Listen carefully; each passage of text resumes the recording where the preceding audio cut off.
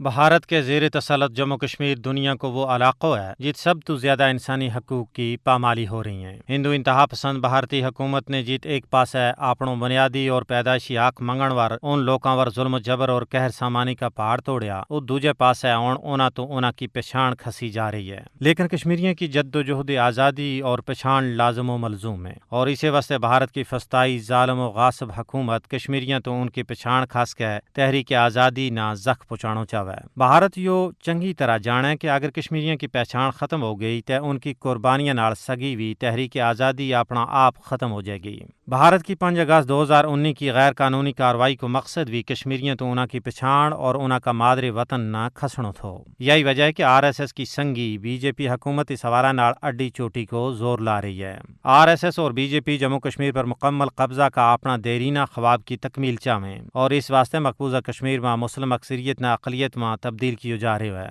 بھارت نے اپنا غیر قانونی زیر قبضہ جموں کشمیر کی ڈیموگرافی نہ اقوام متحدہ کی قرارداداں اور بین الاقوامی قوانین کی خلاف ورزی کرتا ہوا بدل دیتو ہے، اور جموں کشمیر میں قبل از اسلام ہندو تہذیب آن واسطے تیجڑ میں کام کیے جا رہے ہیں، بلکہ کشمیریوں کو ثقافتی پلو فیرن جڑو انہاں کی خاص پہچان ہے ور بھی پابندی لانی چاہیں۔ مودی کا 5 اگست 2019 کا جموں کشمیر کی خصوصی حیثیت کی منسوخی کا یک طرفہ قدم واسطے ترقی اور امن کو خواب پیش کیے گئے تھو، لیکن اس کے برعکس کشمیریوں کا ریاسہ جمہوری سیاسی اور مذہبی حقوق بھی خاص کے کشمیر میں صحافت کو بھی گاڑ کوٹ دیتو ہے۔ بھارت نے کشمیریوں تو اس کی ذمی آئین اور چنڈو کھسیو، اور انہاں کی زبان اور پہچان کھسن کا دارور ہے۔ انسانی حقوق عالمی ادارہ کی یہ ذمہ داری بنے کہ وہ کشمیریاں نہ انہاں کو حق دوڑنے واسطے آواز چاہیں، تاکہ انسانیت نہ تاراج ہون تو بچایا جا سکے۔